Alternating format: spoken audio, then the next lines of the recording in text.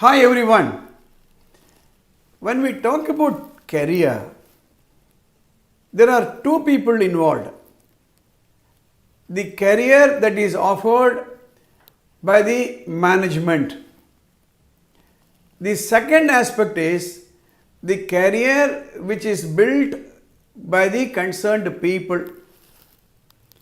It's a common interest. Unless and until an organization gives a good career, they will not be able to attract good human capital. What's this word? Human capital. Similarly, an executive or a teacher or a principal or manager in whatever organization you could be. You could be in educational institution, you could be in a hospital, you could be in an engineering company or a software company. You should build your career. Repeatedly I have said there is a big difference between a job and a career. A job is offered by an organization to a person. Maybe that is the first job. You have completed your engineering or you have completed your management course or you have completed your B.Ed or your medicine. You choose an organization which can offer you a career. Similarly, once an organization has taken an executive, it should give a good career path. That's why I call it as human capital. See, when do investors give their capital to a company? When a service will be good, when a product will be good, when the human capital is as effectively deployed as money capital. So you have the resources, money, machinery, technology. You have the human capital, that's also one of the resources. And only then you will be able to produce an outcome to attract fresh investment. Investment, I said, it's not only money and technology. Investment is also in terms of human resources. So an organization should have a very healthy HR policy. There are three things an organization should do: retain, maintain, sustain human capital. The same thing applies to an executive or a teacher or a principal or a doctor or an engineer. You should retain, maintain, sustain his competitive edge compared to his other colleagues. I see a quotation of Richard Branson. Train people well so they can leave, but treat them so well enough that they don't want to leave. That is what is called retention. Retaining, maintaining, sustaining. In this, the ability to attract good talent is very, very important. Long ago, I saw a management film, GMP, Great Management Principle. The principle that is discussed in that film is, if you give peanuts, you will get monkeys. It looks very hard, very rude. Isn't it true? So the HR policy should ensure that the human capital is attracted. In as much as the management is responsible to attract finance capital. In this, there is a dual responsibility. Responsibility with the employees and responsibility with the management. Make a note of these couple of words I am going to explain just now. Transferability, replacement cost. Transferability and replacement cost. Let me explain this from the employee's point of view. Some executives come to me for counseling. They say, sir, my salary is not good. My promotion is not there. I feel dejected, no recognition. Now, transferability is if my services are transferred to another organization, another college, another school, another software company, will I get more salary or less salary? As simple as that. Let's say that I am drawing a salary of 40,000 rupees per month. If I apply for a job elsewhere, will I get at least 500 rupees less than what I am already getting? This is transferability. Similarly, the management also should think, if this man resigns and applies for a job elsewhere, what is his market value? The market value is very, very important. I used to say in my time management seminars, if you have the guts, resign and see what happens. If you resign and the management relieves you retrospectively, which means what? You are a liability. You are not an asset. Tell me which intelligent employer will let go a value adding employee? So, transferability. The second word is replacement cost. Supposing I replace an employee by another person. Supposing you resign and go away or you retire, and the management has to give another person. A HR department should bring in another person, replacement. Instead of that person, this person.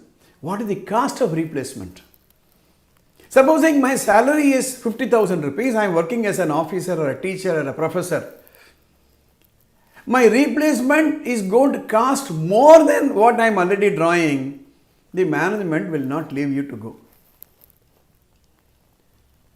Sometimes the replacement cost will be cheaper. In fact, it is more so among the lower categories of employees. Supposing there is a driver. He joins on a salary of, let's say, 10,000 rupees per month. And years go by, there is increment, DNS allowance, cost of living index, in between one or two increments. In about 20 years, 25 years, the same person who joined on a salary of 10,000 will be drawing, let's say, 40,000 rupees. And today, the replacement cost of a driver could be much less than 40,000 rupees. Of course, it depends on the industry, it depends on the city. Normally. So, this driver will not get a job because if he resigns, he knows the company can get two drivers in one person's salary. So, replacement cost is very, very important from the executive point of view, employee point of view, as well as from the employer's point of view. So, what do I do? The answer is very simple. Make yourself more and more valuable. Add value to yourself. Value addition is very, very important. In my time management seminars, I used to show this triangle: talent, platform, knowledge, skill, focus, behavior, attitude and passion. This salary is given not to a person but to the talent. If you have a rarest of the rarest talent, you will have more value, you will be able to contribute, which means you are assessed not by the years of service but the contribution you make. The employees should also understand a lot of changes are taking place in the employment market. So, you should improve your employability quotient. Make a note of this word, employability. Employability is employability. I throw this challenge to many of the participants in my time management seminars. If you have the guts, resign and see what happens. If you cannot get a job more than what you are already getting, or if you are getting a salary much less than your present drawing, that means you are not adding value to the organization. So what can we do? Go for a talent which will be valid for the next 5 years.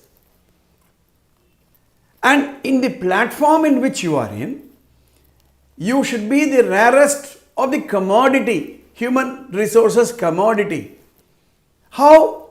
By enriching your knowledge, by enriching your skill, multi-skilling, by focusing on the industry in which you are there and doing such behavior and activity which will make you even more valuable. Today, more and more jobs are becoming redundant. All of you may be knowing Google's driverless cars. It's a reality. There could be a car without a driver. It's not going to be too far when the roads will be having driverless cars. Machine learning. Already there are restaurants where the serving is done by robots. Telephone operators are already replaced by machines. Stenographers are not required. Typists are not required anymore. Right? So my dear executives, my dear teachers, professors, doctors, engineers, this question is very, very important. Career is very, very important. That's why I run a series of episodes on career building. So make yourself more valuable and you can demand your salary, because the management also knows the GMP, great management principle. If you give peanuts, you will get monkeys. At the same time, I am not suggesting you should become arrogant. You become your own personal manager. You become your own HR manager. You identify your own gaps in your abilities. You plan your own career. Ask yourself in 5 years from now, what am I going to be? What are the changes that are going to come? You go back to my time management seminars episode. There I have discussed this in detail. I conclude this episode by saying, human resources management is the common responsibility of self and the organization. Until and unless you invest on human resources development, the product and service will not be saleable. I hope you have understood this point. If you are not subscribed to this channel, please do subscribe and press the bell button so that you get our recent updates. If you got any comments, please post in the comments box.